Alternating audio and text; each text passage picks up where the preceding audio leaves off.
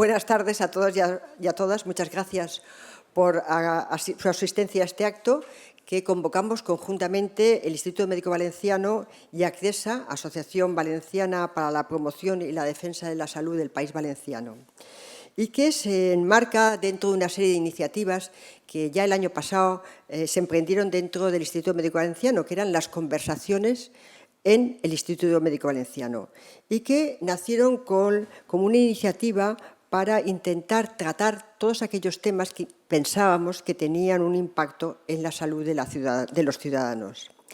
Y en esto, entre los temas que nos planteamos realizar en este año 2022, se habló de un aspecto importantísimo, el tema de los monopolios y las patentes de los medicamentos y el impacto que el COVID-19 ha tenido también sobre los mismos. Estamos hablando de la financiación de los medicamentos, que es la cuarta parte de los presupuestos generales de sanidad. Y esto supone en torno a unos 20.000 millones de euros anuales, ¿no? Tratar sobre lo que significan los medicamentos, su accesibilidad, el precio de los medicamentos, cómo pueden todos ellos ser accesibles a los ciudadanos y sobre todo a los ciudadanos más desfavorecidos. Son temas que queremos que a lo largo de esta tarde y de esta sesión que emprendemos, pues vamos a poner sobre el tapete. Para ello hemos contado con dos personas que creemos que son dos autoridades en el tema. Por un lado está Fernando Lamata, que es médico, miembro de la Asociación por un Acceso Justo al Medicamento. Es también coautor del libro Medicamentos, Derechos Humanos o Negocio.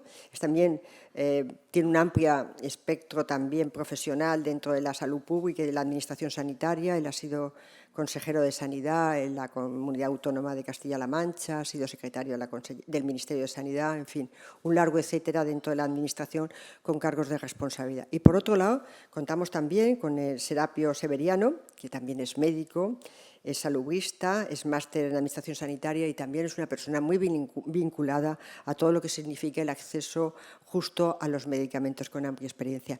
Yo no quiero alargarme más, quiero pasarle la palabra a todos ellos y pedirles después que esta mesa, esta conversación que vamos a mantener se va a grabar en YouTube y que le demos la mayor difusión posible para que lo tratado esta tarde pues llegue al conocimiento de todos los profesionales y de los ciudadanos. Muchas gracias.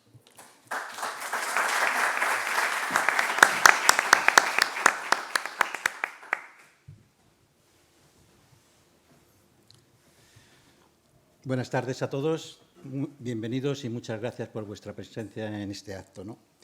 Mi agradecimiento al Instituto Médico Valenciano por la invitación a este evento y un agradecimiento especial a Carmela Moya, amiga personal, por haberme liado para estar hoy aquí con todos ustedes.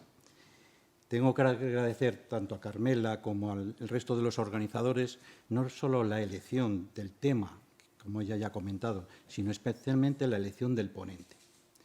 Por un lado, tenemos un tema relevante, como podremos comprender a lo largo de la sesión, el acceso justo al medicamento, que la propia OMS considera de vital importancia para lograr el máximo grado de salud para las personas.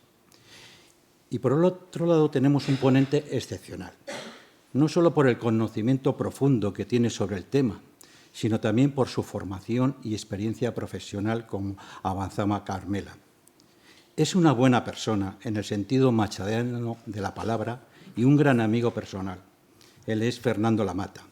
Ya ha glosado Carmela un poquillo toda su larga experiencia y los puestos de responsabilidad que ha ejercido.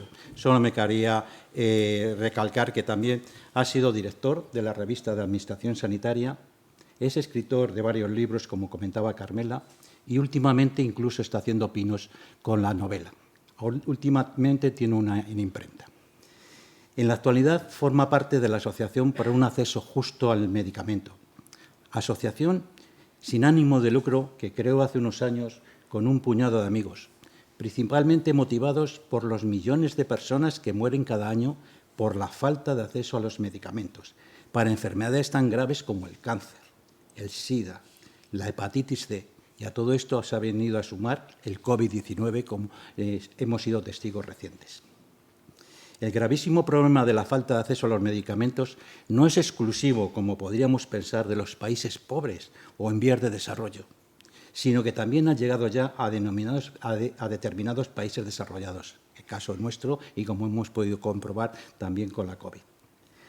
El tema, en principio, puede parecer arduo, casi tangencial a los profesionales sanitarios. Solo algunos se han parado a pensar en este tema y en sus repercusiones. Intentaremos esta tarde conocer algunas de sus claves para manejarnos un poco mejor. Hoy vamos a desarrollar una sesión en un formato socrático, hacernos preguntas sobre el acceso a los medicamentos y obtener respuestas en las palabras de Fernando.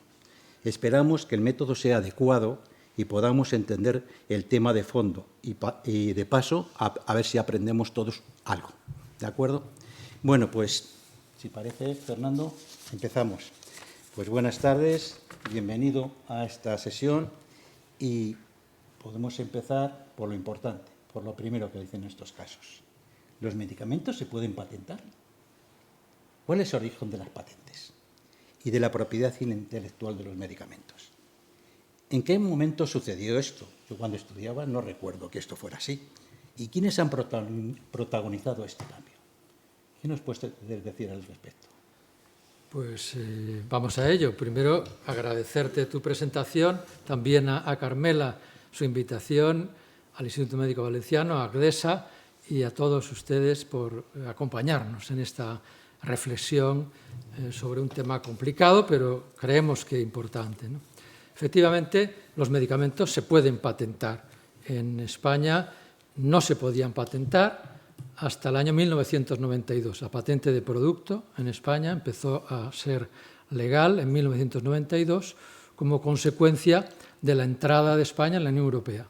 Firmamos el Tratado de Adhesión, recordarán ustedes, en 1985, entramos el 1 de enero de 1986 en la Unión Europea y una de las cláusulas del Tratado de Adhesión es que teníamos que aprobar las patentes de medicamentos. Daban una moratoria hasta el año 1992, que es cuando empieza a ser vigente en nuestro país.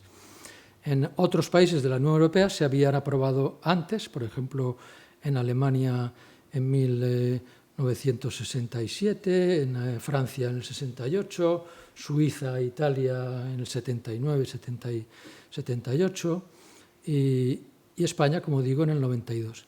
Esto quiere decir que no siempre ha habido patentes de medicamentos. No siempre las ha habido. Es del siglo pasado, de la última parte del siglo pasado, en nuestro país, en la Unión Europea.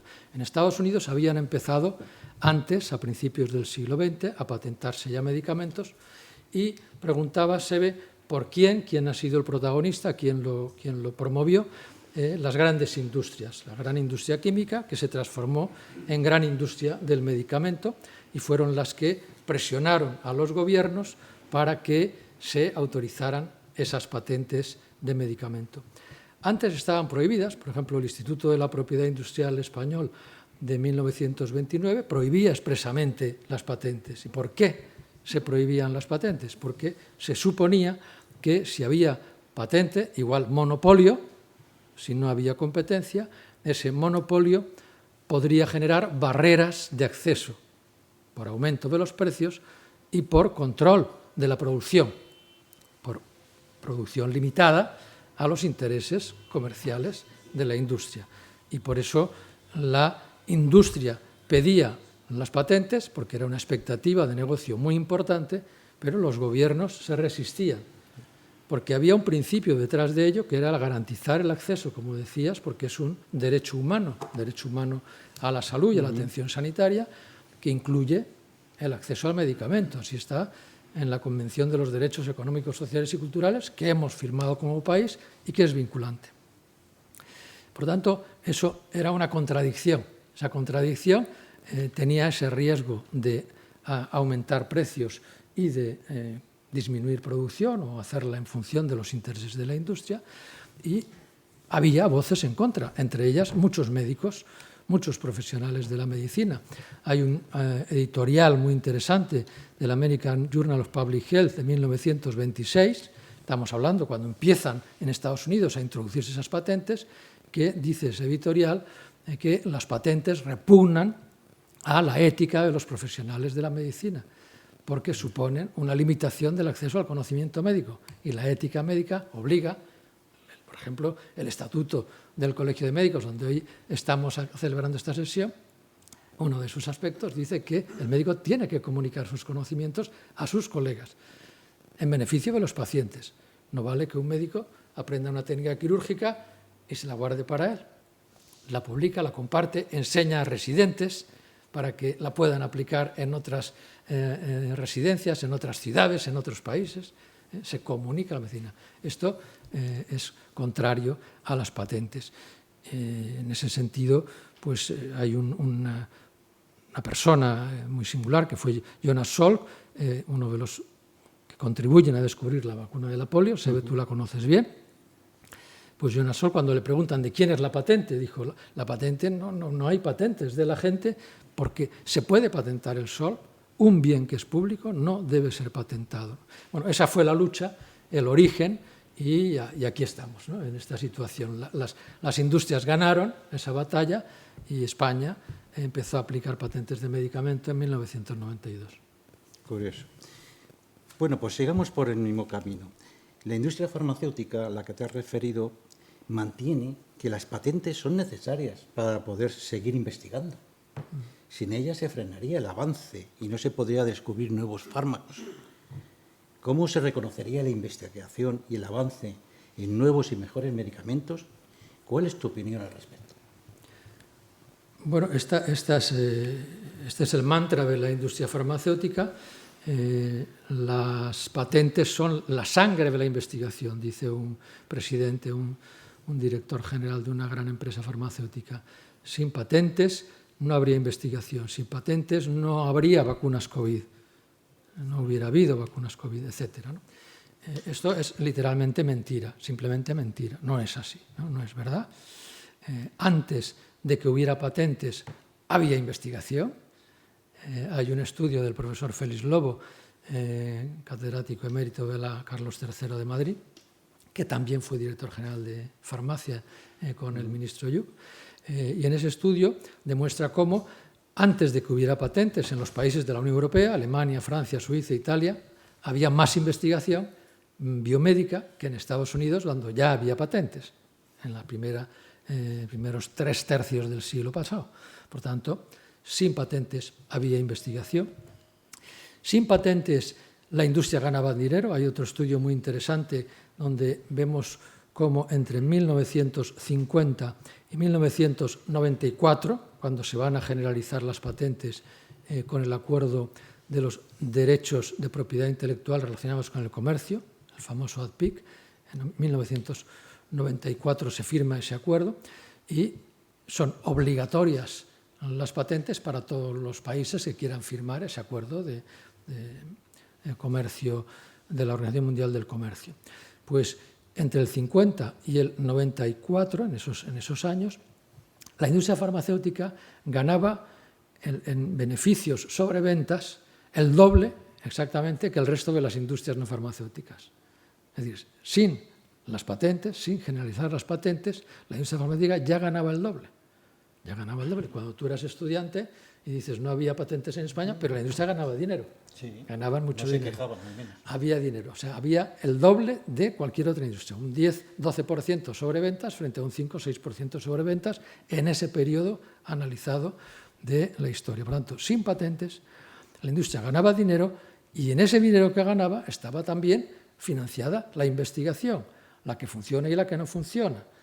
Porque a veces se dice, ¿no? Es que para una molécula hemos de investigar 25. Bueno, pues todo lo que usted dice que se ha gastado en investigación, la que funciona y la que no funciona, lo ha pagado y además ha tenido el doble de beneficios que el resto de la industria.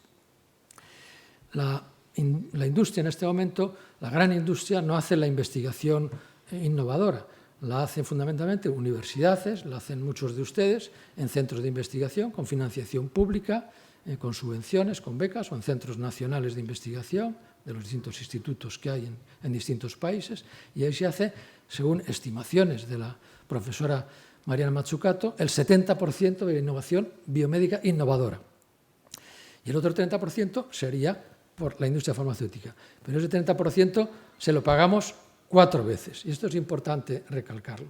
Si analizamos las cuentas de la industria farmacéutica, analizamos las cuentas, por ejemplo, de la Unión Europea, vemos que en la Unión Europea han, digamos, facturado, el año que hicimos este cálculo es el 2019, antes de la COVID, habían facturado 170.000 millones de euros para fabricar los medicamentos en lo que es la producción, lo que es los gastos administrativos, los gastos digamos, empalaje, etcétera.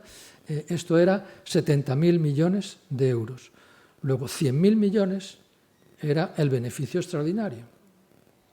Y cuando en sus mismas memorias, las memorias de la FPA, de la Asociación Europea de Industrias de Medicamento, vemos lo que se han gastado en investigación, lo que dicen ellos que se han gastado en investigación, que ahí está la investigación innovadora, un poquito, pero sobre todo investigación incremental, que es investigación para los famosos Yo también, MeToos, para pequeñas innovaciones, modificaciones de molécula, o para marketing de ensayos fase 4 con una intención de ensayos de comercialización. Bueno, pues ahí la industria, en ese estudio que hicimos, está ganando 100.000 millones, pero gastándose 25.000, según ellos mismos. Toda la investigación, la que ha funcionado, la que no, la que sirve, la que no sirve, toda esa, 25.000 millones. Luego son 75.000 millones de beneficio abusivo por las patentes, por el sobreprecio que ponen con el monopolio de las patentes. Tenemos un beneficio abusivo en que estamos pagando 4 veces, con los precios de los medicamentos, 4 veces lo que se han gastado en investigación. Por tanto, lo que dice la industria es un mantra que entra muy bien porque tienen mucho prestigio y tienen mucho dinero. ¿Y de dónde sacan ese dinero? Del sobreprecio que les pagamos en los medicamentos con las patentes. O sea, es todo un círculo vicioso. Los gobiernos aprueban las patentes porque dice la industria que con eso va a tener dinero para investigar. Pero los gobiernos luego no analizan cuánto se están gastando en investigación y cuánto beneficio exagerado están teniendo. Esta cuenta que yo he hecho no la hacen.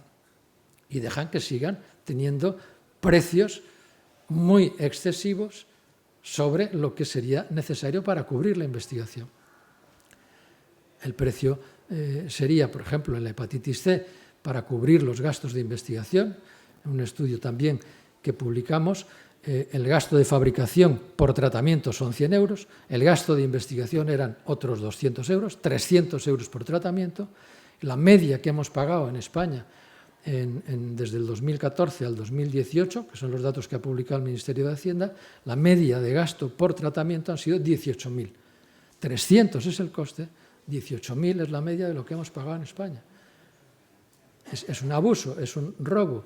Si eso lo hiciéramos, por ejemplo, para construir un centro sanitario, y dijéramos, el consejero dijera, pues este centro cuesta 38 millones, pero yo me he gastado 2.000 millones, iría a la cárcel por prevaricación, por malversación de fondos. ¿No? Esto no puede ser. Pues sí puede ser en medicamentos, lo hacemos todos los días en medicamentos, pagamos 10, 100 veces más de lo que cuesta. Por tanto, las industrias hacían investigación antes de las patentes, no hay más investigación biomédica después de las patentes.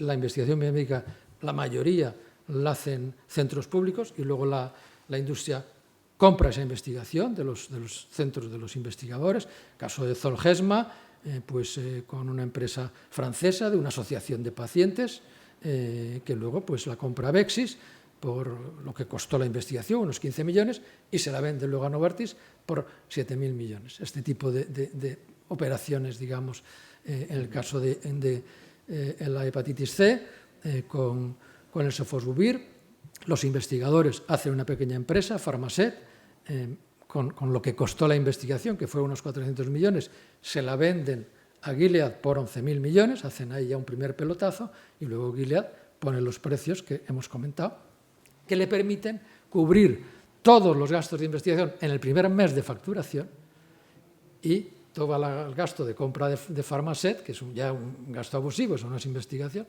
sino especulación, en el primer año. Y a partir de ahí ya beneficio neto, ¿no? Hay otra cuestión importante, que es que la industria no solo gana con las ventas, el beneficio sobre ventas, sino también con la revalorización de las acciones. Y esto es importante porque la mayor parte de la industria farmacéutica tiene como accionistas principales grandes fondos de inversión. BlackRock, State Street Group, Vanguard Corporation, estas tres, las veremos en los accionariados de las Pfizer, de Gilead, de todas estas grandes empresas, ¿no? Claro, estos fondos de inversión, por ejemplo, BlackRock gestiona activos por valor de 10 billones de euros.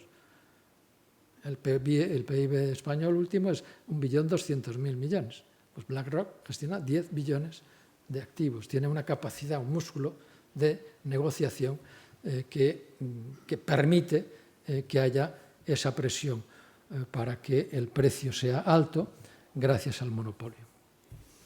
Importante, interesante. Bueno, hasta ahora hemos hablado de patentes, de los derechos intelectuales sobre los medicamentos.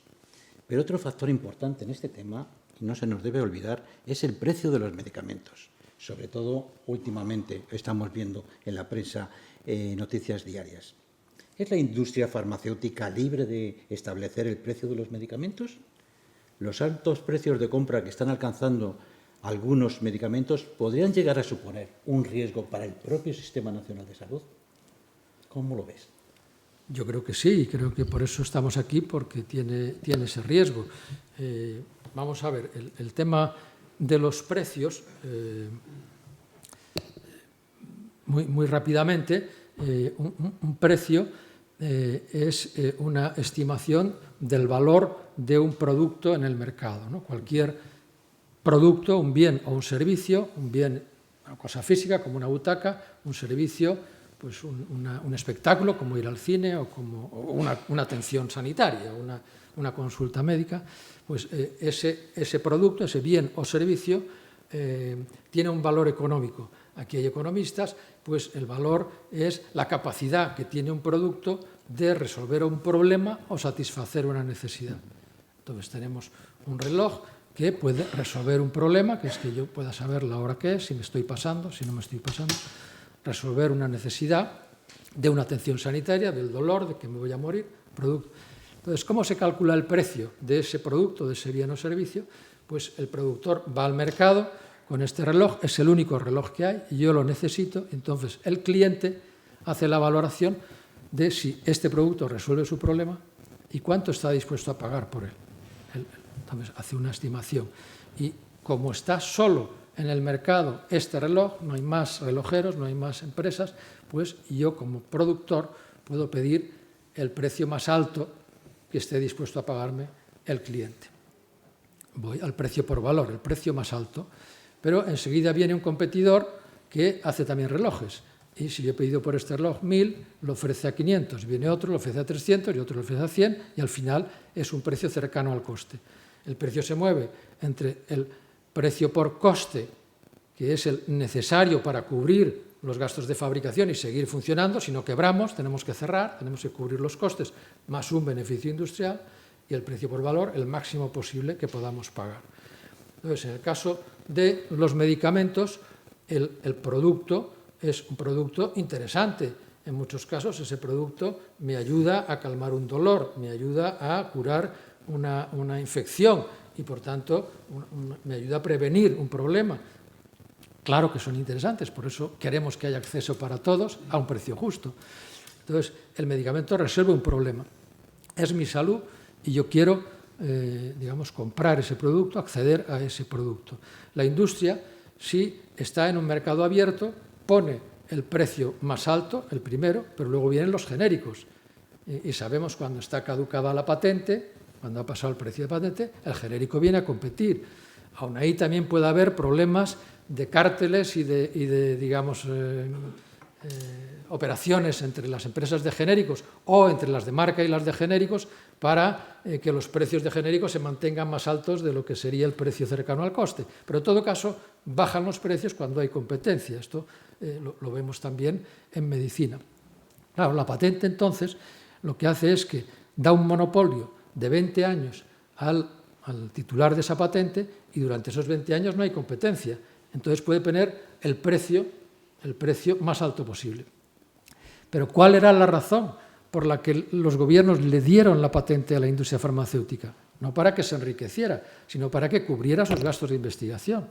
Esa era la razón de partida. Por tanto, los gobiernos tendrían que hacer un estudio y decir, vamos a ver, este producto, cuánto cuesta de fabricación, cuánto se gastaron en investigación, que el precio durante 20 años, pensemos que es para 20 años el monopolio, permita recuperar esos gastos de investigación en el mercado mundial donde se supone que se está vendiendo este producto, según el tipo de enfermedad, etcétera, ¿no? Según la prevalencia, se puede calcular. Bueno, esto es lo que hacía, por ejemplo, nuestro decreto de fijación de precios del año 1990 en España, lo decía exactamente así. La fijación de precios en España tenía que hacerse calculando los costes de fabricación industrial más los costes de investigación y teniendo en cuenta que no se podía pagar costes excesivos, abusivos, o sea, auditados. Había que hacer costes auditados para que no te quisieran poner costes que no eran relevantes.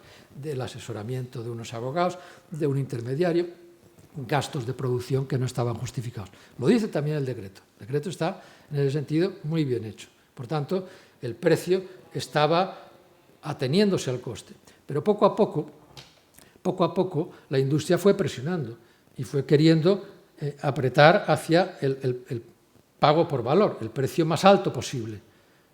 Entonces, pues tiene muchas maneras de presionar, muchos agentes comerciales que intervienen, que se acercan a los ministerios, que se acercan a los funcionarios, que se acercan a los tomadores de decisión y que van apretando.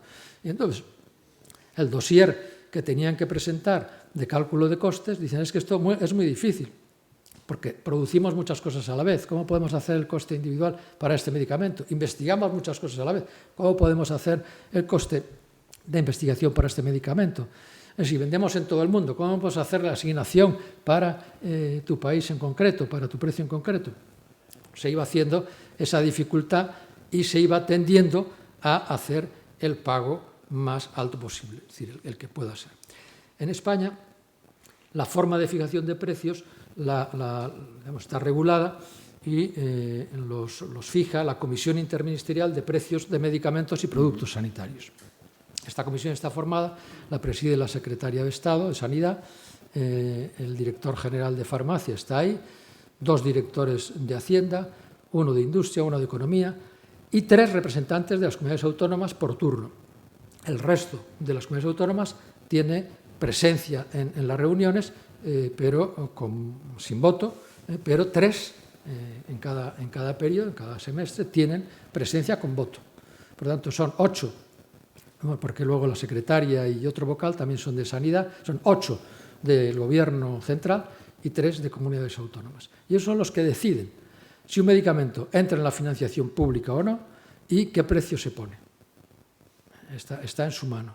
Podían hacerlo por coste, podían hacer el esfuerzo de hacer ese análisis por coste, lo que estamos comentando, para que fuera un precio justo, coste de la fabricación y la investigación, pagando también la investigación lo que correspondiera.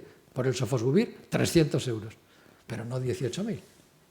Ese sería el precio justo. 100 de fabricación, 200 de investigación, a 20 años, etcétera, etcétera, todo el volumen que se ha consumido, ese sería el precio justo. Pero en vez de 300, pagamos 18.000. Por Zolgensma vamos a pagar 1.900.000. Por Lusturna, 680.000. Por los CAR-T, 300, 400.000 euros tratamiento. Esos son precios por valor. El precio por valor ha sido, la industria ha fijado su precio en Estados Unidos, donde no hay regulación de precios. La industria los lanza en Estados Unidos y ahí no hay regulación. Por ejemplo, por Sofosbuvir pedía $84.000 por tratamiento, recordarán, pide un precio el más alto. Luego viene a Europa, donde sí hay regulación y negocia. Y negocia normalmente con Alemania, que es la que tiene más capacidad económica y un poco más liberalidad para aceptar los tratamientos. Y ahí fija el precio de referencia que va a ser para Europa. Y el resto de países copiamos, usamos lo que llama el precio de referencia externo para hacernos cercanos a lo que haga Alemania, lo que haga Francia, lo que haga Italia, lo que hagan los países de nuestro entorno. Ese es el precio que tenemos. Pero claro, partimos de un precio abusivo, enormemente abusivo, 1000 veces lo que cuesta, incluyendo la investigación, 100 veces lo que cuesta, incluyendo la investigación. Y sin embargo, lo hacemos. es que los gobiernos son tontos. Yo he estado en el gobierno y, por tanto, cuando hablo de gobierno, me critico también a mí, o sea, me veo a mí como ex miembro de un gobierno, consejero o secretario general de Sanidad. ¿Cuál es la razón de que no se negocie por coste? Bueno, pues en parte no lo está haciendo Alemania, no lo está haciendo Francia, no lo está haciendo nadie. Tú solo negociando por coste y queriendo pagar 300 euros por el Sofosbuvir, te vas a quedar sin Sofosbuvir. A la industria Gilead dice, pues yo no te lo doy, yo no te doy ese medicamento, te dejo sin ese producto un año. Y al mismo tiempo lanzo mi estrategia de presión a través de las sociedades científicas, a través de las asociaciones de pacientes, a través de los profesionales líderes de opinión que van a hacer el mensaje de que este medicamento que salva vidas no está a disposición de los ciudadanos españoles. Esto es una barbaridad, tenemos que conseguirlo. Pero no nos dicen también, pero que sea un precio justo, que sea el precio de coste más un beneficio industrial razonable. Eso no, ahí no está en el guión que la industria canaliza a través de estos líderes de opinión.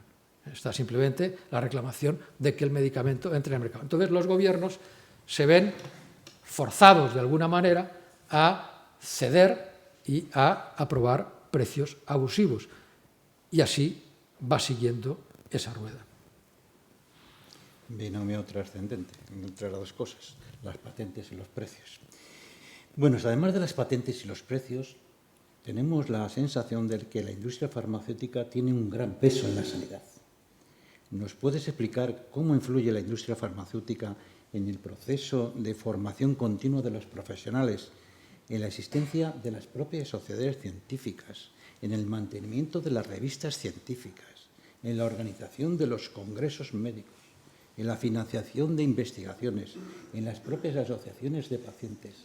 ¿Cómo influye? Este es un tema crítico.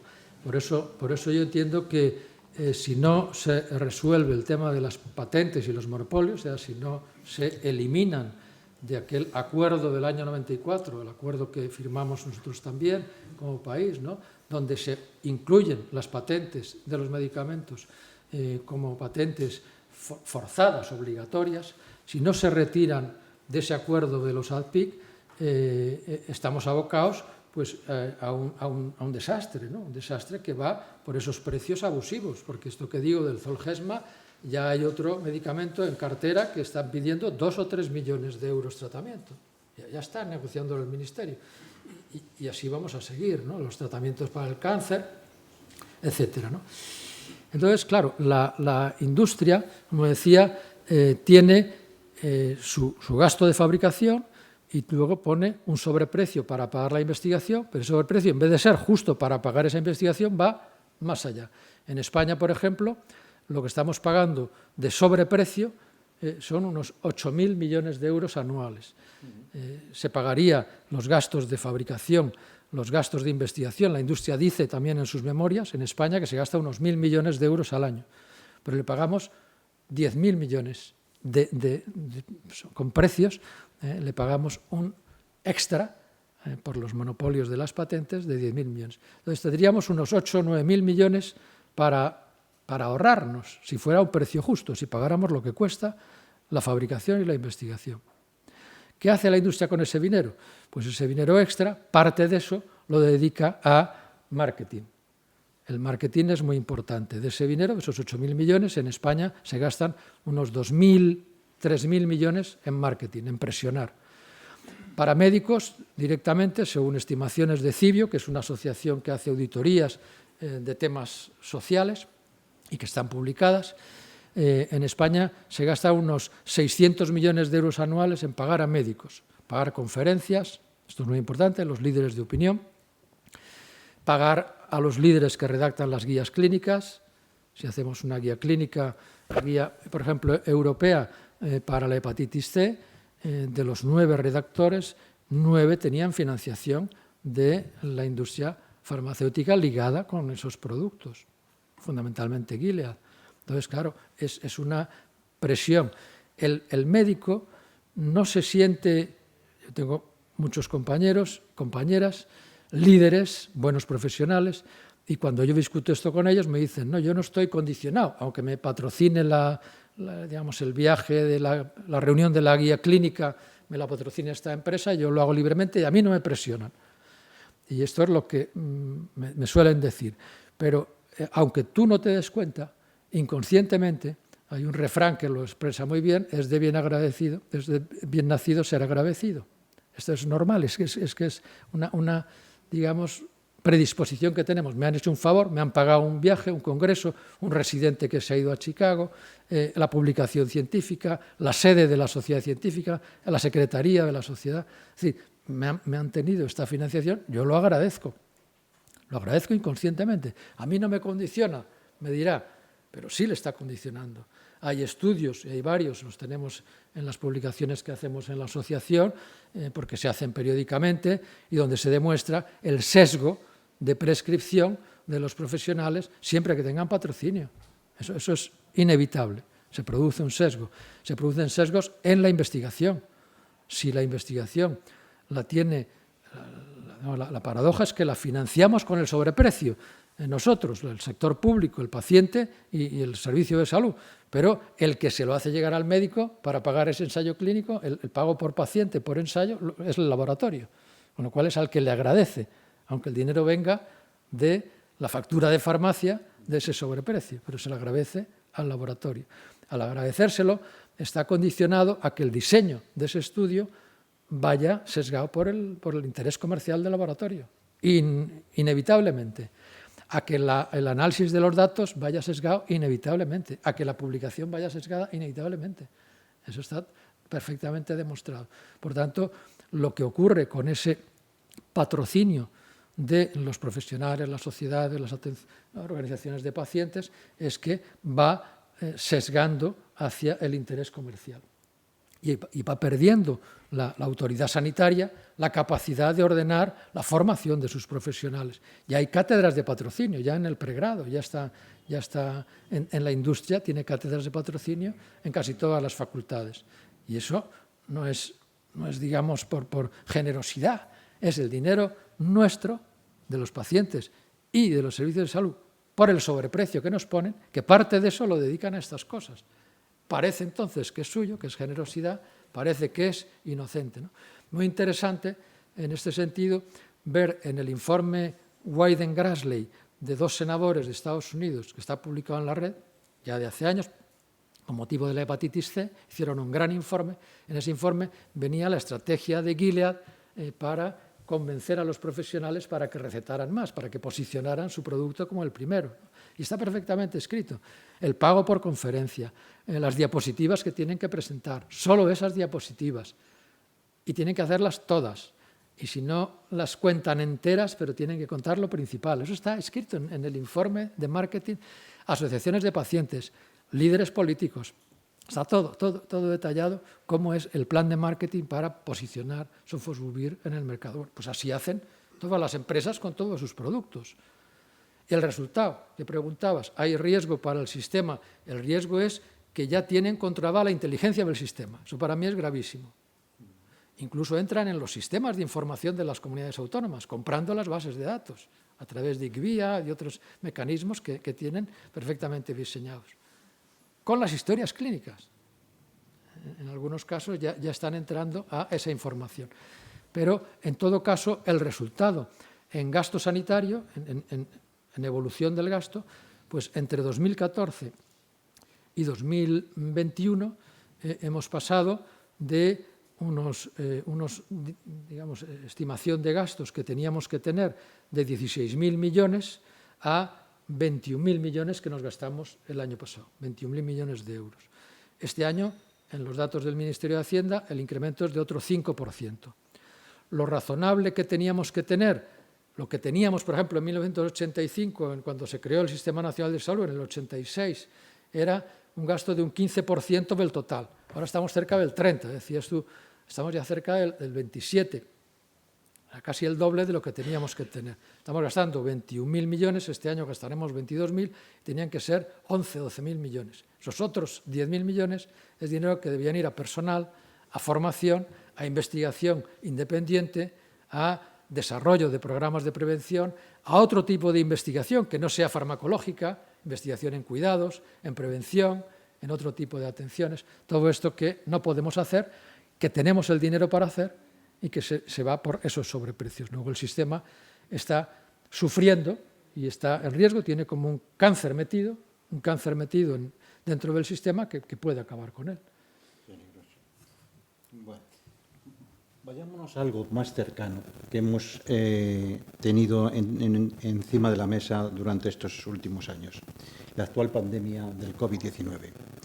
Hemos asistido a una gran paradoja, ¿no? El enorme avance de la investigación que propiciaron el éxito de las vacunas COVID-19 y el estrepitoso fracaso que ha supuesto su distribución y acceso universal, a pesar de la gran inversión pública que han recibido en la mayoría de los casos. En algunos países de bajos ingresos no ha llegado ni el 20% de su población la que ha tenido acceso a una dosis de vacuna. ¿Cómo ha podido suceder esto? ¿Hemos perdido la ocasión, en medio de una pandemia, de convertir la vacuna en un bien de acceso universal en vez de en un negocio? ¿Qué opinas sobre esto? Pues sí, estoy de acuerdo que se ha perdido esa oportunidad. Estuvo sobre la mesa, en algún momento dado lo vimos incluso posible, pero era demasiado fuerte el adversario y también en esta ocasión pues se llevó el gato al agua, ¿no?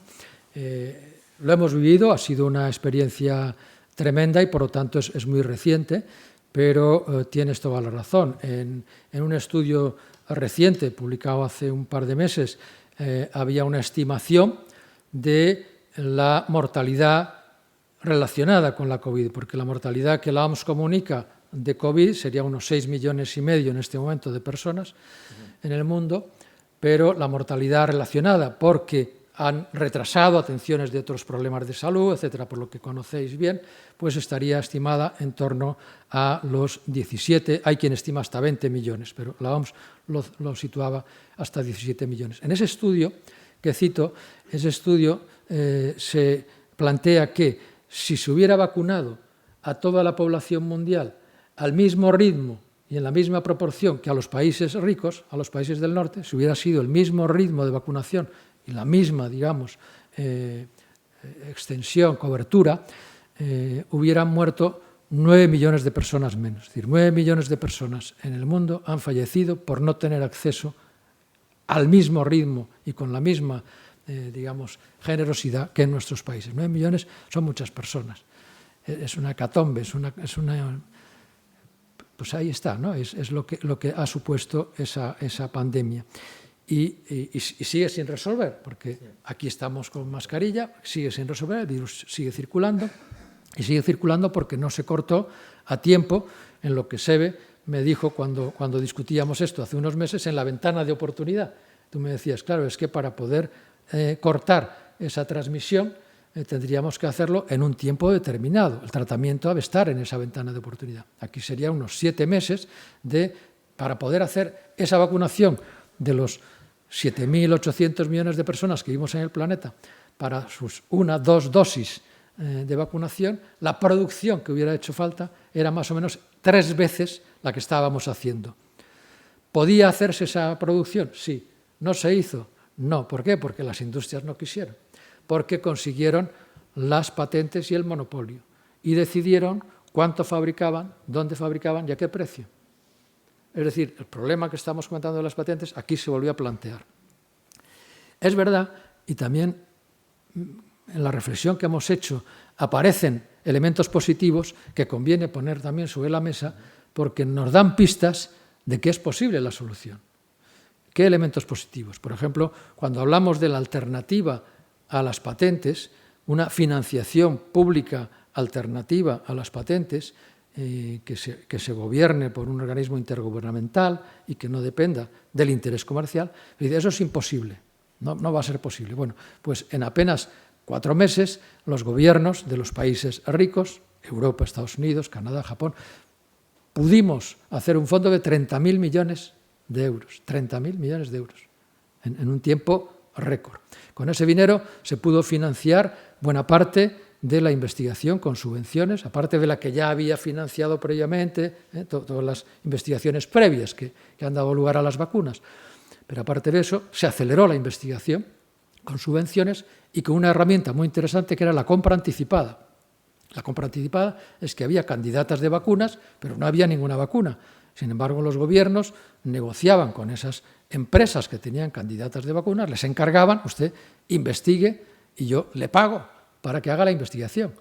Es un contrato de investigación. Esto se hace, por ejemplo, en la industria de armamentos de Estados Unidos, se hace con relativa frecuencia. Son contratos de investigación. Ese contrato tenía un solo problema, y es que si vemos los que la Unión Europea desveló con muchas tachaduras, pero hay un párrafo que quedaba claro, y es que los derechos de propiedad intelectual quedaban en manos de la industria. O sea, un fallo tremendo. Este fue un fallo tremendo. Esta es una oportunidad de oro perdida, porque estabas poniendo el dinero para la investigación. Y, por tanto, el retorno estaba claro que era un derecho público. O sea, tenía que ser una patente pública o un derecho no exclusivo. Usted tiene el derecho de autoría de la investigación, pero la propiedad de esa patente es pública o es una licencia no exclusiva para que se pueda generalizar. Bueno, entonces, lo positivo, hubo un fondo de investigación global, hubo compra anticipada para financiar investigación, hubo investigación cooperativa, como por ejemplo el ensayo Solidarity de la OMS, donde muchos países colaboraron para avanzar en el análisis de distintas terapias que podían ser o no eficaces. Se pudo hacer en un tiempo razonable.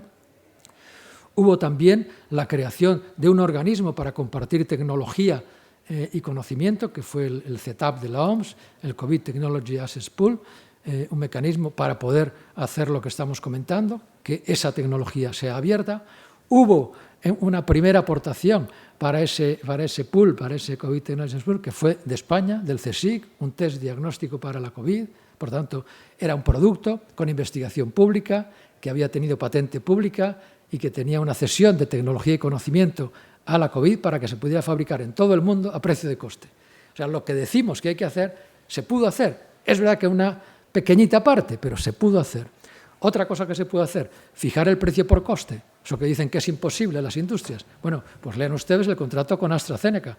El contrato de vacuna COVID con AstraZeneca tiene todos los costes detallados de fabricación, de producción, de envasado, de rellenado. Están todos tachados, eso sí, no se ve ninguno, pero están los títulos de los costes y varias páginas de costes. Luego, está en el contrato. Se puede hacer, saben que ustedes que la vacuna de AstraZeneca estuvo a 3, 4 euros, cuando las otras han estado a 15, 20, 20 y tantos euros. El precio de fabricación es 1 euro. La investigación de la vacuna de AstraZeneca de la Universidad de Oxford venía con dinero público, por tanto, ahí no había, era una vacuna pública, pero aunque el rector de la universidad había dicho que iba a ser una vacuna universal, al final le pactó la cesión de la licencia con AstraZeneca, ¿no? Y AstraZeneca la comercializó. Pero en todo caso, en ese acuerdo entre la universidad y AstraZeneca se decía que en la primera fase de la pandemia sería precio de coste. Luego se demuestra aquí, que esto es otro de los grandes debates que antes hemos tenido, que sí es posible pagar por precio de coste. Claro que es posible. Cercano al coste, más un beneficio industrial, ese es el precio, ¿no? Y aquí se demuestra. Por tanto, ha habido temas interesantes. Y ha habido un tema interesante también, que fue el debate social. Esto para mí tiene un gran valor. Durante este proceso de la COVID, por primera vez, el tema de las patentes salió en la televisión como un tema, eso de que tenía que ser un bien público o no, por qué tenía que fijar Pfizer o Moderna cuántas vacunas se fabricaban, dónde se fabricaban y solo ellos, y no podían llevarse a otros países y fabricar en otras plantas que podían haber hecho esa fabricación a precio de coste, ¿no? Este debate lo pudimos hacer. Hubo organizaciones, aquí en Valencia, el Nodo Valenciano, por ejemplo, de la iniciativa Right to Cure, de la iniciativa Ciudadana Europea, fue muy potente y llevó debate a la calle, en Baleares también, en País Vasco también, en Galicia también. Hubo distintas iniciativas donde se empieza a reflexionar sobre un tema que es áspero, que en general nos queda, no, los medicamentos son caros porque cuesta muy cara la investigación. Y con esto ya ese mantra que la industria, pues ahí te quedas. No, la investigación es cara, pero estamos pagándola 4 veces de lo que cuesta. Y se la están quedando ellos. Y eso está haciendo una barrera en el acceso que hace que muera gente por falta de esa vacuna o de ese tratamiento. Y esto es inmoral, es injusto y se puede cambiar. Bueno, pues la pandemia, aunque no conseguimos el objetivo, hubo una iniciativa de Sudáfrica y de la India para que se suspendieran las patentes mientras durara la pandemia en la Organización Mundial del Comercio, ese acuerdo por los derechos de propiedad intelectual relacionados con el comercio, ¿no? Ese ADPIC, que se suspendiera ahí. Hubo hasta 120 países que estuvieron a favor. El presidente del Gobierno de España se manifestó a favor, pero luego la Unión Europea sistemáticamente, la Comisión Europea votó en contra. El presidente Biden dijo que estaba dispuesto a discutir, esto fue extraordinario también, que Estados Unidos, por primera vez en la historia, su oficina de comercio, dijo que estaba dispuesta a estudiar la suspensión de patentes durante la pandemia para las tecnologías COVID. Eso es muy importante porque significa que había conciencia en las autoridades de muchos países de que las patentes son una barrera al acceso y que había que suspenderlas temporalmente, aunque fuera, para que ese acceso fuera posible a precio de coste y en todo el mundo al mismo tiempo. O sea, esta conciencia, este debate, el Parlamento Europeo lo hizo, el Parlamento de España lo debatió. Es decir, ha habido muchos líderes que han tenido esta reflexión. Y esto para mí es muy importante. No se llegó a la conclusión, porque la presión de la industria es brutal. Si hablábamos antes de las cifras de España, las cifras de Europa, las cifras a nivel mundial, son 1.300.000 millones, de los cuales el beneficio abusivo son 800.000 millones. Eso es lo que dedican a potencia, digamos, de combate. Es muy difícil que un gobierno solo pueda hacer frente. Varios gobiernos podían, y de hecho ha habido, como digo, bueno, otro tema interesantísimo de la COVID fue la compra conjunta en países de la Unión Europea y la distribución equitativa, que empezara a repartirse por lotes a Hungría, lo mismo que a España, lo mismo que a Alemania. Esto es muy importante porque demuestra que es posible hacerlo. Se hizo en 27 países, no quisimos ir afuera, nos negamos a que fuera para el resto del planeta, pero puede hacerse. Eso es muy importante, ¿no? Son elementos que la COVID, dentro del fracaso moral, como decía el director de la OMS, un fracaso moral de la humanidad de no haber sido capaces de hacer llegar la vacuna a todo el mundo, dentro de ese gran fracaso hay elementos justo ahí, en todo el proceso de la COVID, que muestra que es posible otro modelo. Nos quedamos con esos avances significativos, no suficientes, pero interesantes para el futuro. Bueno, pues yo creo que para acabar, y dado que estamos en este entorno profesional, ¿qué les pedirías a los profesionales que nos están escuchando ahora para ayudar en el objetivo de alcanzar un acceso justo al medicamento? ¿Qué pudieran ellos aportar? ¿Qué les pedirías? Bueno, los profesionales que están aquí ya están aportando mucho, han aportado mucho y entonces no les puedo pedir mucho más, ¿no? Ya les agradecíamos que estuvieran aquí, ¿no? Pero compartir con ellos lo que creo que debemos intentar transmitir a nuestros colegas, ¿no? Por un lado, informarnos, ¿no? En las conversaciones que tenemos con colegas nuestros sigue siendo lo más común pensar que el medicamento es caro porque la investigación es muy cara y que yo no puedo hacer investigación si no me ayuda el laboratorio, yo no puedo hacer mi ensayo clínico, mi estudio, que yo no puedo formarme si no es gracias al laboratorio, que yo no puedo hacer que un residente mío o un estudiante mío si no es por el laboratorio. Es decir, está asociado, es digamos, la realidad en la que nos movemos.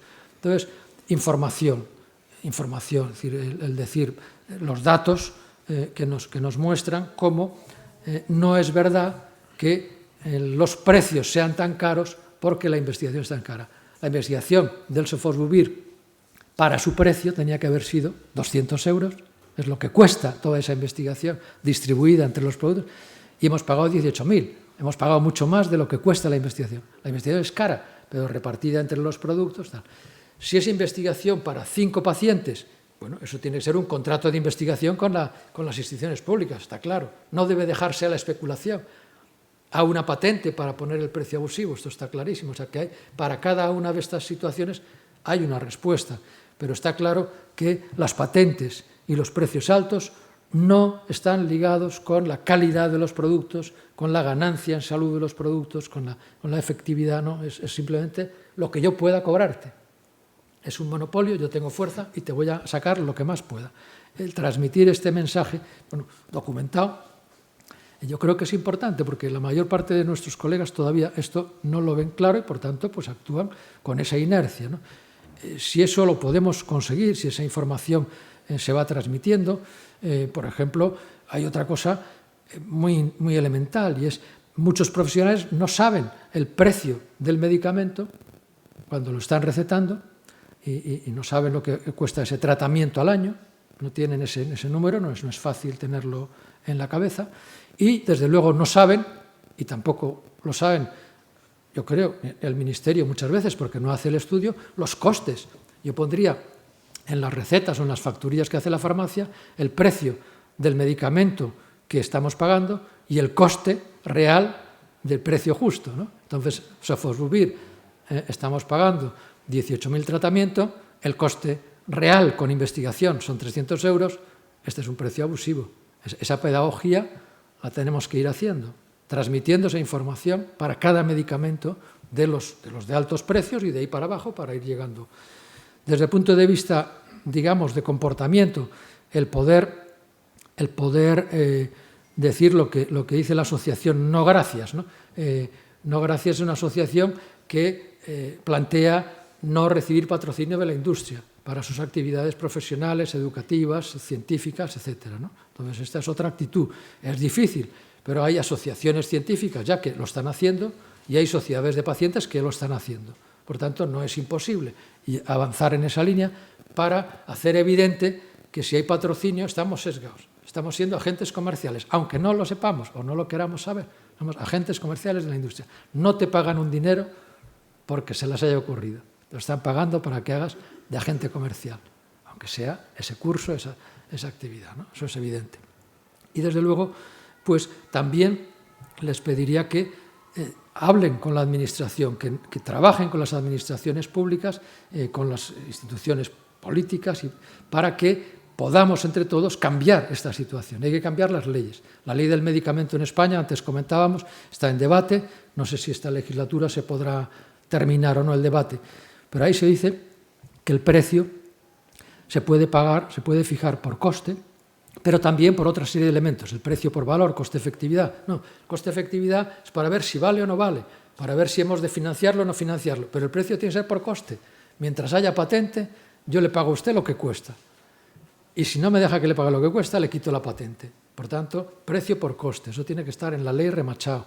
Tiene que estar remachado, por ejemplo, en la ley el que la aportación de la industria para formación e investigación, que ahora está en la adicional sexta de la ley, es entre un 1,5 y un 2% por volumen de ventas, pues pase a ser, por ejemplo, un 15% por volumen de ventas, sería unos 1.800 millones al año, que no son los 8.000 de gasto extraordinario que estamos haciendo, abusivo, pero ya sería suficiente ¿para qué? Para pagar todo lo que la industria está pagando a los médicos en formación y en investigación, para independizarnos, para tener la autonomía. Esto es clave.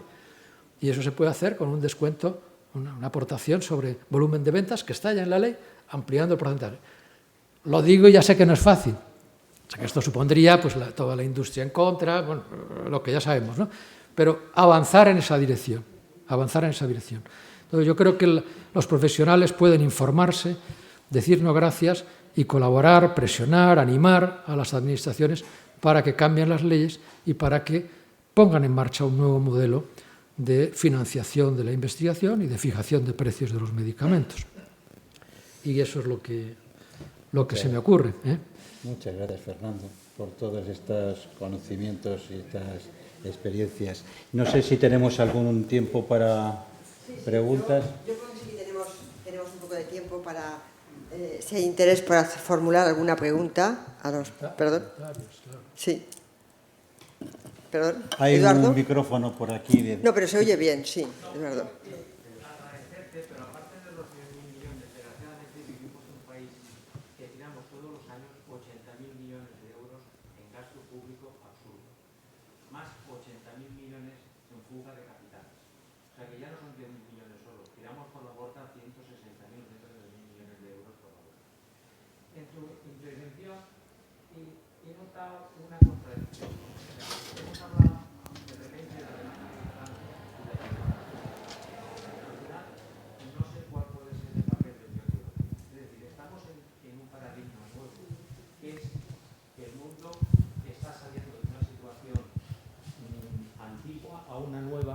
que no sabemos a dónde va, con un desplazamiento a dos potencias claramente, que son China y Estados Unidos. Yo no sé, en tus palabras que has dicho, el nivel de investigación que tiene Europa.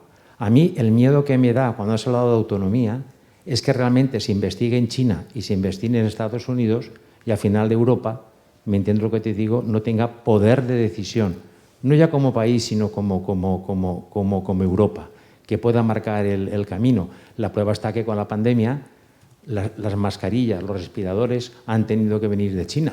O sea, aquí hemos perdido.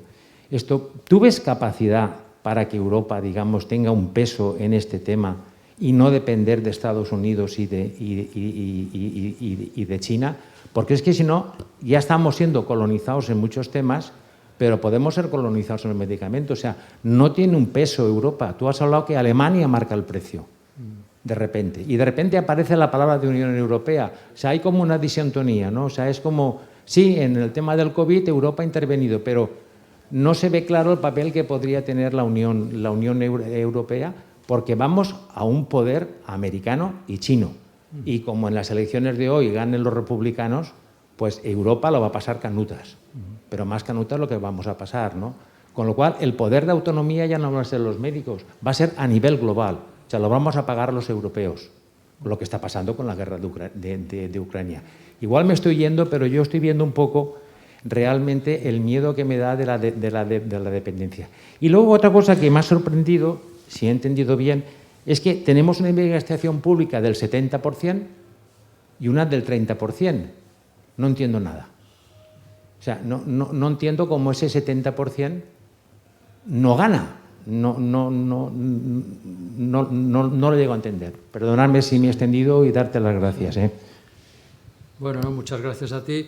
Planteas en una intervención breve, pero muy enjundiosa, enormes temas, ¿no? de debate, de geopolítica, que no voy a entrar en ellos, pero sí algunas de las cuestiones que has mencionado, porque son importantes, en ese digamos, escenario de China, Estados Unidos, Europa, desde el punto de vista de la investigación biomédica. Fíjate que en la COVID, en investigación biomédica, ha aparecido una vacuna BioNTech que aparecía en Alemania y AstraZeneca en Reino Unido. Estaba en nuestro ámbito no es Unión Europea, pero del ámbito europeo. Hay industria europea potente, pero también hay, sobre todo, universidades, centros de investigación potentes con esa capacidad de desarrollar innovación.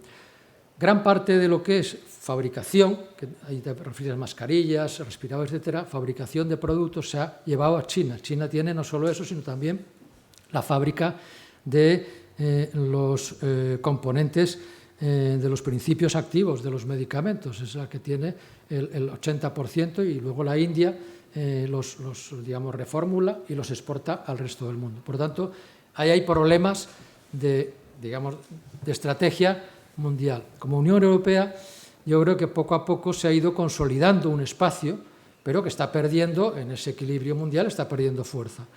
Desde un punto de vista moral, en el tema del medicamento, podía avanzar con esto que estamos comentando, podía haber hecho un poco más, justo en este debate de la COVID, podía haber planteado en esa negociación de compras anticipadas que la propiedad intelectual quedara en el espacio público, que el precio fuera precio de coste, como ya se intentó con lo de AstraZeneca. Es decir, hay elementos que la Unión Europea sí puede hacer, pero ten en cuenta que sigue habiendo, digamos, las decisiones importantes en sanidad, sobre todo en las naciones. Por eso, a la fijación de precio son los países las que la negocian con cada Alemania, Francia, etc., ¿no?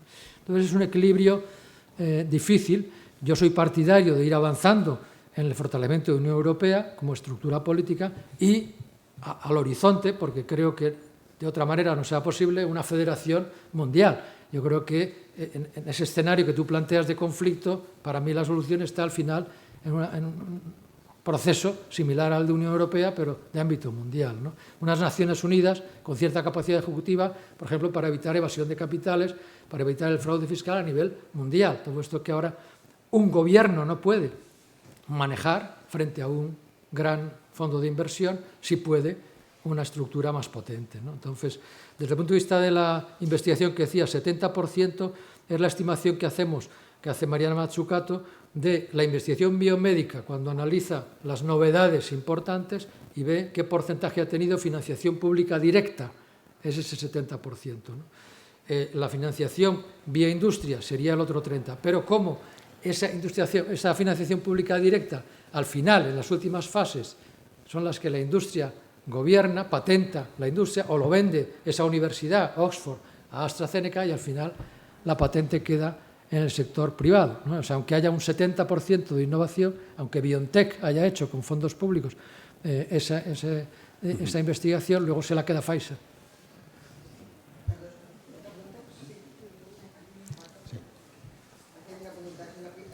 En fila hay una pregunta. Y tú también. Luego Eduardo, luego allá. Sí.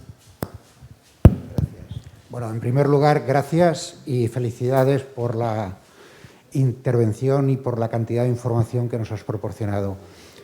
Estoy absolutamente de acuerdo con el papel de villano que atribuimos a la industria farmacéutica y cómo hemos llegado a la situación en que la industria farmacéutica tiene la sartén por el mango. Pero la pregunta es, hoy estamos donde estamos y los fondos de inversión están donde están y, como acabas de decir, es prácticamente imposible luchar contra eso. Pero venimos de más atrás. ¿Qué papel cabe atribuir a los gobiernos y a la falta de coordinación entre los gobiernos de que hayamos llegado a donde estamos? Porque, por ejemplo, en un mercado como el español, donde prácticamente el cliente casi único de la industria farmacéutica es el propio gobierno, cuesta trabajo entender que la fijación de precios termine llevándose el gato al agua la industria farmacéutica y desde hace muchísimos años no hayan sido la administración quien se ha llevado el gato al agua. Entonces, ¿qué papel han jugado los gobiernos a lo largo de las últimas décadas o cuáles han sido las razones para que la industria farmacéutica haya podido llevarse el gato al agua y no hayamos sido capaces de llegar a una situación más favorable para los intereses públicos?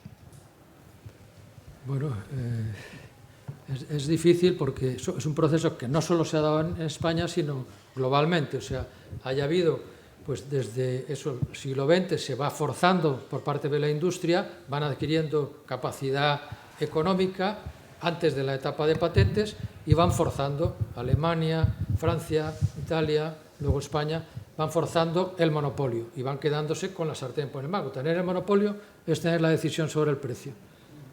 Entonces, esa fuerza la van ganando, van teniendo más dinero. ¿Por qué los gobiernos cedieron?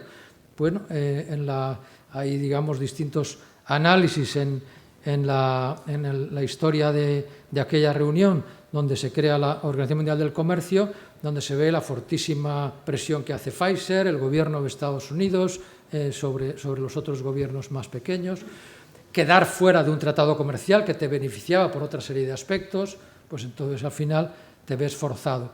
Cuando aquí, yo recuerdo por ejemplo anécdotas, ¿no? Cuando en la época de Lluc, con Raventós como director general del INSALUD, y hablo del año 83, 84, 85, alguno de vosotros recordará la presión que se hacía para reducir el gasto farmacéutico, era sobre el prescriptor con los talonarios de recetas, dar 3 o 4 talonarios, pelear por el talonario, etcétera. Bueno, pues se consiguió con unas y otras artimañas bajar el gasto farmacéutico 3 años seguidos.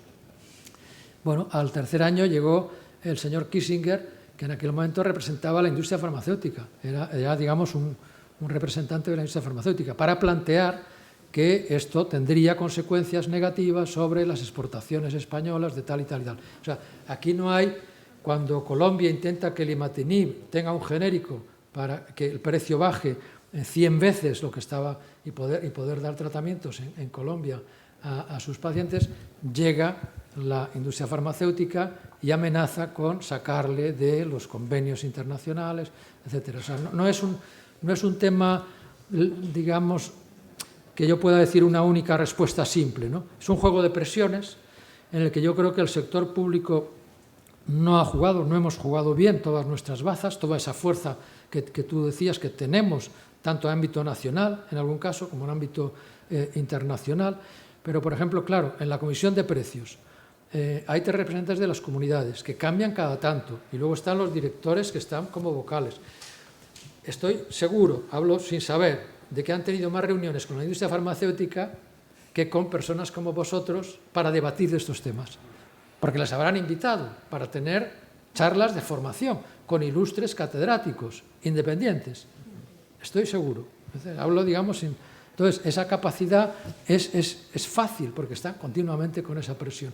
Pero eso no quiere decir que una administración no tenga fuerza. Claro que puede hacerla.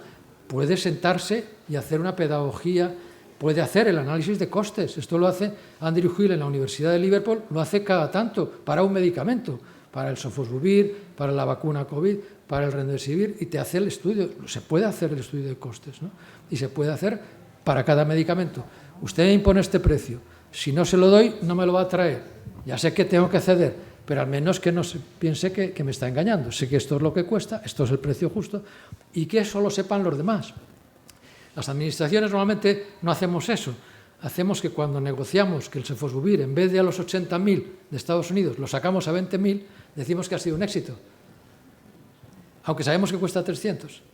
Pero para no caer mal, para no pensar que nos hemos rendido, etc. Entonces, no es fácil, pero yo sí plantearía, por ejemplo, un grupo de trabajo en el Ministerio, fuera de luz y taquígrafos, que no estuviera, para empezar a preparar una estrategia, que ese grupo de trabajo animara al ministro o ministra de Francia, al de Italia, y ir formando digamos, una estrategia en la sombra para plantear elementos de cambio. Y cuando hay una oportunidad, por ejemplo, ley del medicamento, cambiemos ahí 3 o 4 cosas. Yo propongo el 15% de aportación, pero a lo mejor no puede ser el 15%, pues que sea el 10%. Pero que haya el debate, por lo menos, que se vea públicamente que le estamos dando a la industria 8.000 millones y que estamos pidiéndole 1.800. Ese tipo de transformación yo creo que es posible. Un elemento que también yo he vivido personalmente como político es que cuando estás en una situación de gobierno, también inconscientemente o conscientemente haces cuentas. Y dices, vamos a ver, yo tengo aquí un tema que es poner en marcha la atención primaria en Madrid, y esto es bonito, y tengo aquí el tema del gasto farmacéutico, que tengo esta posición. Sé que aquí puedo tener un éxito en 3 o 4 años, que es mi mandato, y sé que aquí me voy a estrellar. Entonces, inconsciente o conscientemente, dejas ese tema y te vas a los otros temas políticamente más viables, ¿no? Entonces, eso hace que la industria vaya cogiendo fuerza y ventaja. Sus negociadores son los mismos desde hace 20 años. El director general de Farmaindustria es el mismo. Ministros han cambiado 10 o 12. Sí. Probablemente el oscurantismo que durante tantos años ha habido respecto de la formación del precio ha contribuido a que esto sea posible. Sin duda, sin duda. Sin duda. Yo creo que eso podemos hacerlo. Eso podemos hacerlo. Sí, bueno, magnífica tu exposición, el diálogo que habéis llevado. 2 cuestiones. Una que se basa en una anécdota y luego la segunda, que puede ser una propuesta, ahora diríamos bolivariana, ¿no? Pero ¿por qué nadie plantea una industria pública farmacéutica en este país? Yo siempre he pensado que esto deberíamos hacerlo a nivel de la Unión Europea, pero ya veo que los intereses en la Unión Europea son muy dispares. Pero ¿por qué no plantearnos de alguna manera este tema, ¿no? Esto sería, porque esto obviaría muchos de los problemas de los que estamos hablando. Y segundo, con el tema de la formación de los profesionales y el impacto de la industria farmacéutica. Yo recuerdo cuando llegó el gobierno del Botánico aquí, yo entonces, bueno, pues estaba ahí teniendo ciertas responsabilidades en la Secretaría Autonómica de la Consejería de Sanidad, y nos planteamos hacer precisamente un código para evitar que la industria financiara directamente a los profesionales todo el tema de los congresos, la formación. Entonces, teníamos una idea que era, vosotros, y además en algún momento lo planteamos, vosotros ponéis el dinero y nosotros vamos a decidir como administración, con ayuda de los gerentes, por supuesto, de los equipos directivos, cómo se distribuye ese dinero, a quién se le da en función de los intereses que el sistema tenga. Esto, desde luego, lo hicimos con la industria farmacéutica y con la industria de tecnología, con las dos. Rápidamente, las presiones fueron muy fuertes y luego, como al cabo de un año yo ya desaparecí y la Secretaría Autonómica cambió de esto, pues ya no hubo opción y esto quedó muerto. Pero con lo que has dicho de que en vez del 1%, ¿no?, que den el 15% la industria, esto sí que se podría llevar adelante, ¿no? Sería una manera de esto que pretendíamos ingenuamente nosotros hacer, de decir, ponéis el dinero y nosotros distribuimos, lo podríamos hacer. Esto es así. Muchas gracias por los comentarios. Eso es así porque efectivamente en la propia disposición adicional sexta se dice que esa aportación de ese 1,5 o 2%, según más de 3 millones de ventas o menos de 3 por cuatrimestre, esa aportación va para el Carlos III para investigación y para las comunidades autónomas para formación de profesionales y educación sanitaria. O sea, está clarísimo. Simplemente es aumentar el volumen para que podamos, entonces sí, decirle al profesional, ya no tienes necesidad y a la siguiente ya no puedes hacer esta aceptación, ¿no? O sea, ese es un proceso, pero si yo le cierro al profesional la capacidad de que reciba y no tengo todavía la alternativa, ahí tengo una tensión que es, con las asociaciones de pacientes, pues que no puedo resolver. Pero sí que hay una puerta y yo insistiría en esa. Y lo primero que dices, totalmente de acuerdo, tanto de ámbito nacional y de ámbito europeo, insistir en ese proceso de tener una industria pública que permita hacer pues, algunos productos. Por ejemplo, como un ejemplo yo diría una iniciativa que se llama Medicamentos para DNDi, Drugs for Neglected Diseases, medicamentos para enfermedades olvidadas. Es una iniciativa que fabrica medicamentos con una aportación pública de países y con un coste de fabricación publicado y tasado y que es mucho menor que lo que dice la industria para productos similares, ¿no?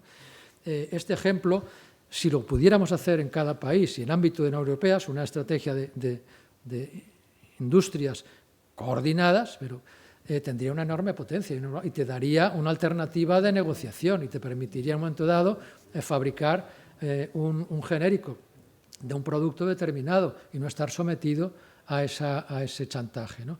No hemos hablado de otra herramienta que tienen también los gobiernos, que es la licencia obligatoria.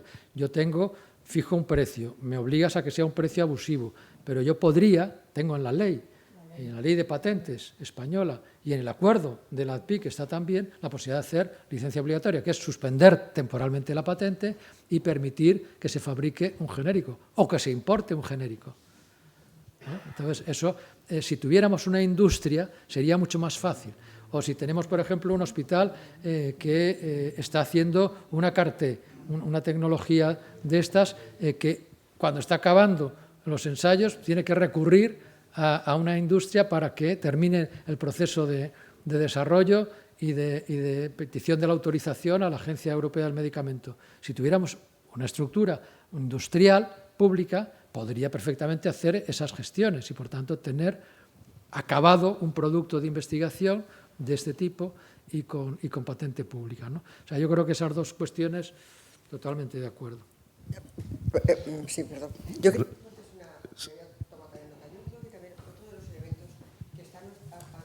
a nuestro alcance es un poco desenmascarar, ¿no? Porque cuando la sociedad pide investigación biomédica, investigación, todo parece que está depositado en la industria farmacéutica, como si fuera el único elemento que pudiera desarrollar la investigación. Y no es así. Quiero decir que tener foros en donde se evidencie que la industria farmacéutica tiene unos intereses comerciales que no son desinteresados en ningún caso, sino que tienen marcados unos objetivos económicos que, por supuesto, su prioridad no es la salud de los ciudadanos que lo necesiten de ese medicamento. Entonces, dar a conocer también esa situación y no ese elemento positivo, porque la industria farmacéutica parece que es la depositaria de la investigación y el avance terapéutico, ¿no?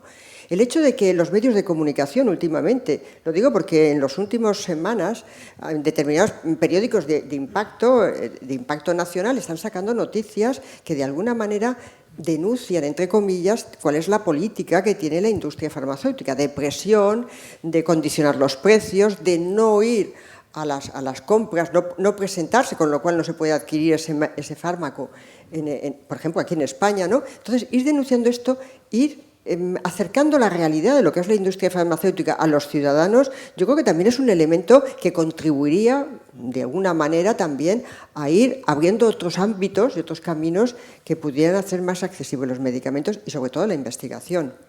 Sin duda, la pedagogía, la información transparente, esto discutirlo y tener esa información es clave, porque sin un apoyo social, sin una complicidad social mayoritaria, no hay fuerza suficiente, no hay musculatura en las instituciones para poder abordar estos cambios. Por tanto, esa es una de las tareas que tienen que hacer las instituciones o las organizaciones profesionales para hacer ese debate social.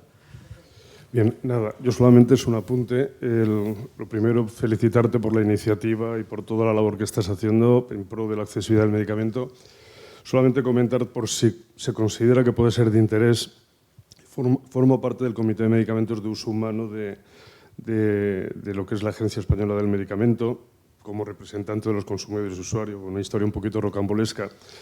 Pero me llama la atención que en el propio seno del Comité de Medicamentos de Uso Humano se planteaba hace poco lo que era una propuesta, que se llama ProFarm, donde se trasladaba la necesidad de poder incentivar lo que es la producción de 700 medicamentos, porque había problemas de desabastecimiento, tanto en la fabricación o desabastecimiento de materia prima. Y en línea de lo que decía Eduardo y lo que estabas apuntando también con respecto y con todo lo que es un poco el contexto, ¿no?, de lo que son proyectos europeos, me extraña mucho cómo no se ha cogido lo que es esta necesidad. Sí que es verdad que el Comité de Medicamentos de Uso Humano, que lo conocerás, es muy especializado.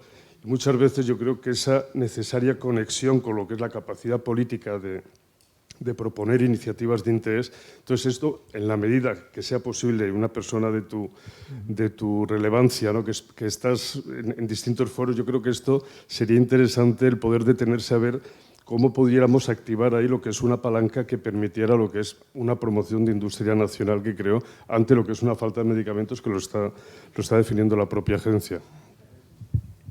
Pues muchas gracias, sí, me parece muy interesante tu propuesta y creo que hemos de profundizar. Muchas gracias. Luego me darás tu contacto, ¿eh? Gracias. Y si no hay más preguntas, yo lo que sí que quería es agradecerle a todos ustedes su asistencia, especialmente al conseller de Sanidad, porque ha venido también como un oyente más a esta conferencia, y a la presidenta del Colegio de Médicos, que también se incorpora a la charla de esta, y a todos ustedes por el interés que han mostrado con este debate, ¿no?, con esta conversación. Yo creo que se han suscitado muchos temas que podrán tener continuidad en otras sesiones a lo largo del año que viene, del año 2023. Muchas gracias y muchas gracias sobre todo a los ponentes que han sido posibles hacer el acto.